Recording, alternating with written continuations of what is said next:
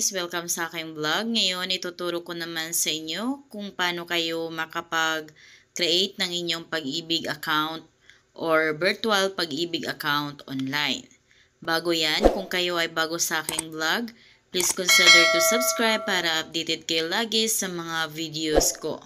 Dito sa browser ng cellphone ninyo, Google Chrome or kahit anong browser man yan or sa Google search, click nyo lang yan. Dito sa may search guys, i-type nyo lang yung Pag-ibig website.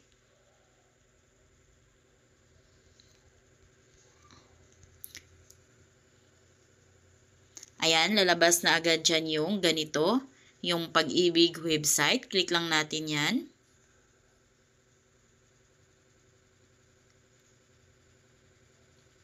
And dito, hintayin nyo lang na matapos yung verification. Ayan, okay na.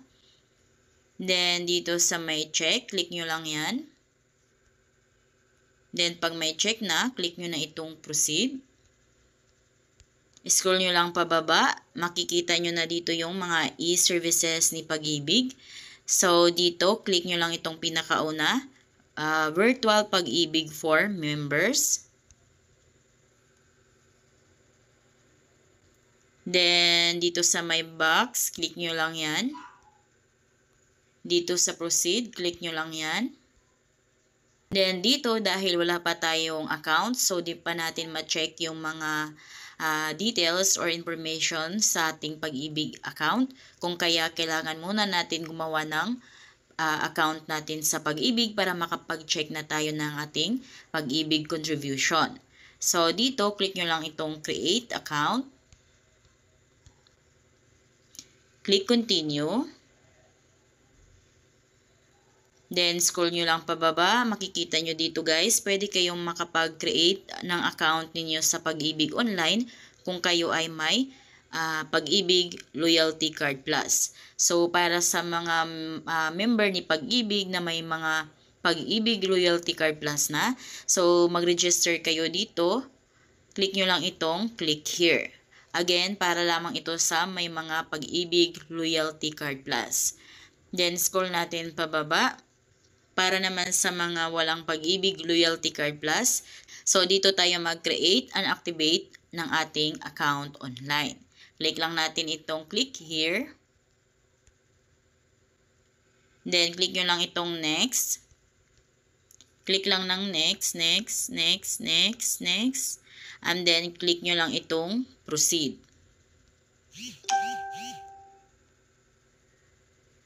Ayan. So, dito guys, ito na yung mga dapat nyong pipilapan. So, kung ano yung nasa record nyo sa Pag-ibig nung nag-fill out kayo na yun, nung kumuha kayo ng Pag-ibig number. So, dapat match dito sa information nyo dito. Dahil pag once na may mali dito sa pag-fill out ninyo, so of course, hindi kayo makapag-proceed or hindi kayo makagawa ng Pag-ibig account ninyo online. So, dapat match doon sa record ninyo sa Pag-ibig. Ngayon, lagay nyo na yung Pag-ibig mid number ninyo, apelyido, pangalan, at yung middle name ninyo.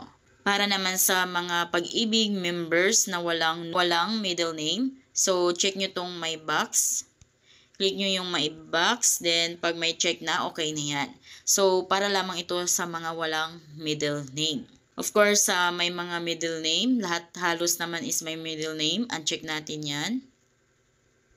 Ayan, so bihira lang yung may mga walang middle name. Next is date of birth. Click nyo lang yan, then fill out nyo lang. Lagay nyo yung kung kailan kayo pinanganak. Then your mobile number. Then dito, after nyo ma-fill out ang mga ito, so double check, triple check nyo yung mga information na nilagay nyo dito. Then pag tama na, click nyo na itong proceed. Ayan. So ito yung confirmation. One-time PIN or OTP will be sent to your mobile number. So, click lang natin itong okay. Ayan, sabi, please wait. Ayan, so, ngayon, magti-text si Pag-ibig sa atin ng OTP code. So, as you can see, nag-text na. Ayan, ito yung text niya. This is valid for 10 minutes. Ayan, 2750. Ayan, so lagay natin yan dito. 2750. 2750. Ayan, click nyo na itong proceed. Ayan, so nasa member information na tayo. Then scroll nyo lang pababa. Ayan, so user account naman, ilagay nyo lang yung updated email address nyo dito. So dapat kung anong nakalagay na email address dito is dapat parehas dito. Then dito naman tayo sa security question of password. So dito guys, may tatlong security question. Ayan, so kailangan yung lagyan ng answer dyan. So dapat alam nyo o kabisado nyo yung sagot dyan. Or dapat kung ano talaga ang sagot is dapat yun yung isasagot nyo dito. Ayan, para hindi kayo makalimot. So for example, dito sa una, click lang natin ito.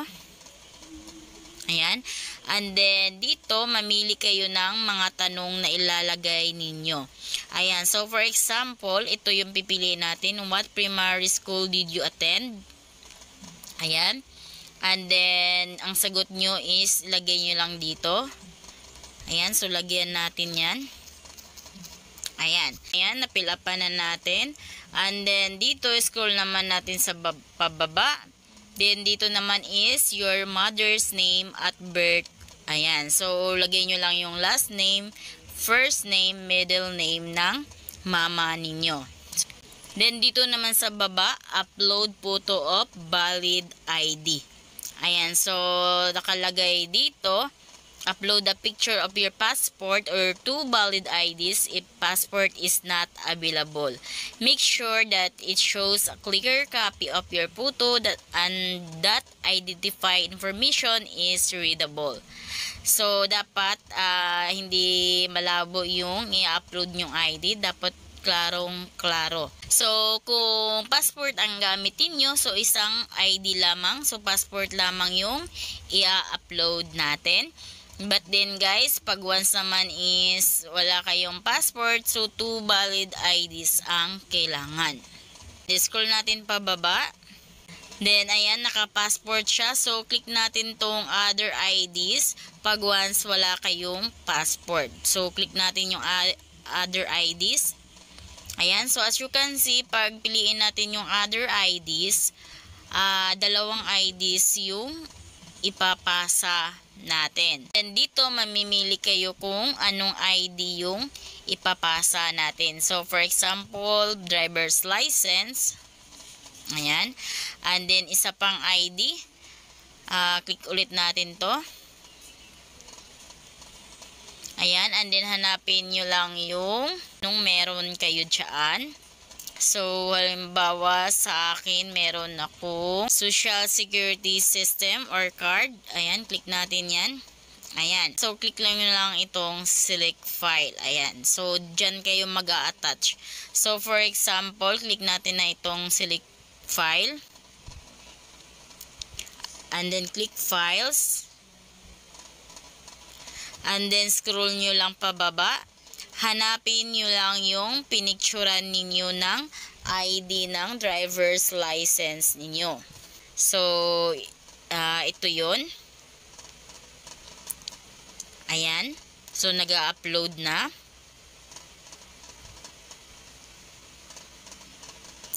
Ayan. So, as you can see, nandito na naka-color green. So, ibig sabihin yan is pwede yan. Ayan. The next is select file for UMID naman. And then click files. So ito yung UMID ID ko sa SSS. So click natin yan. Uploading na. Ayan. So as you can see guys, naka-upload na yan. Naka-color green na. Ayan. So ibig sabihin naka-attach na yung files dyan. After nyan, scroll nyo lang pababa.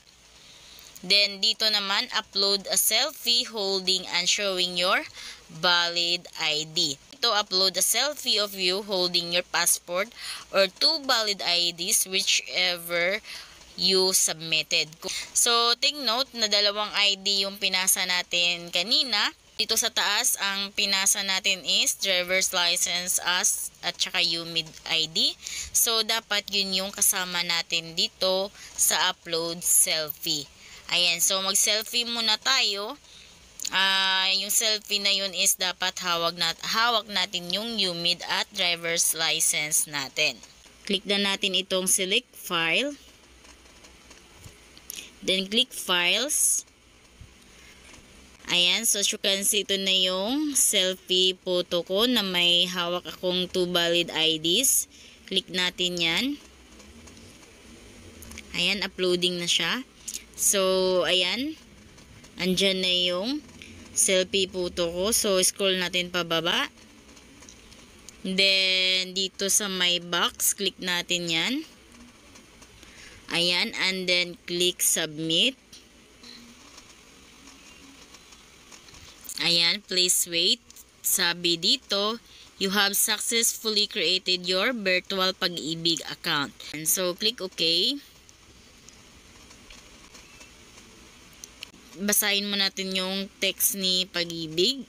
Ayan, so ito yung text niya. Hi Joverlyn, you have successfully created your virtual Pag-ibig account. We will notify you by another text message once your account has been activated for you to start viewing your Pag-ibig savings and loan and records and enjoy many more services via virtual Pag-ibig. Ayan. So, ngayon guys, dahil nakapag-create na tayo ng account, maghintay tayo ng ilang araw, mag-text ulit si Pag-ibig sa atin, nagawa na yung account natin sa Pag-ibig online. A few moments later. Then guys, wala pang 5 minutes, nakatanggap na agad ako ng text galing kay Pag-ibig. Nakalagay dito, Hi Joverlyn, congratulations, your virtual Pag-ibig account has been activated. Now you may track your ganyan. Dahil activated na yung account natin, pwede na tayo makapag-login sa ating Pag-ibig account. Ngayon guys, mag-i-email din yan sila. Bukod dito sa text, may email pa yan sila. So, punta tayo sa email. Ito yung email nila. Open natin. Dear Joverlyn, congratulations. Your virtual Pag-ibig account has been activated. Scroll natin pababa. And then, dito guys, dito natin makikita yung password natin. Ayan. So, ito yung temporary password natin. Ngayon, nakalagay dito, simply click here to start using your virtual Pag-ibig account. For your security, you will be asked to create a new password for your account. In the meantime, please use your temporary password found below. Please do not disclose your password with anyone. Ayan, so itong password na nakalagay dito is temporary lamang. So, kailangan yung palitan ang password na yan pag once na makapag-login na tayo. Ngayon, click na natin itong click here.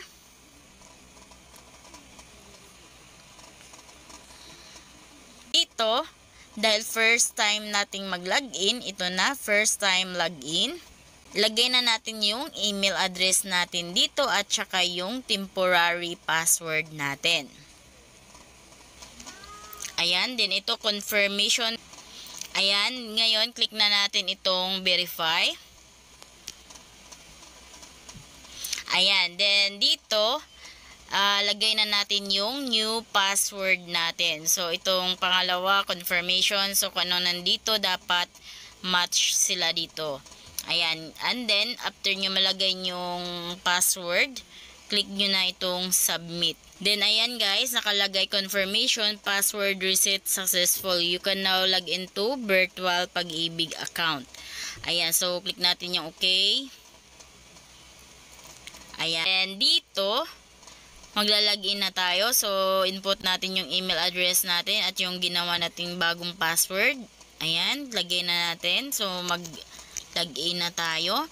And then, click na natin itong login. Guys, nakapag-login na tayo sa ating account. Ayan. Ngayon, click lang natin ito pag once na gusto natin makita yung account natin. So, click natin yan. Ayan. And then, dito, makikita natin lahat ng mga products ni Pag-ibig. So, andito yung regular savings, yun yung contributions natin, MP2 savings, housing loan, multi-purpose loan, calamity loan, loyalty card plus, at saka andito din yung pay online, PUB means online, and then yung paano mag-change ng password. Ayan, sa tsaka magla-log out. Ayan, so dyan yung makikita lahat ng gusto nyong ma-check sa inyong account online.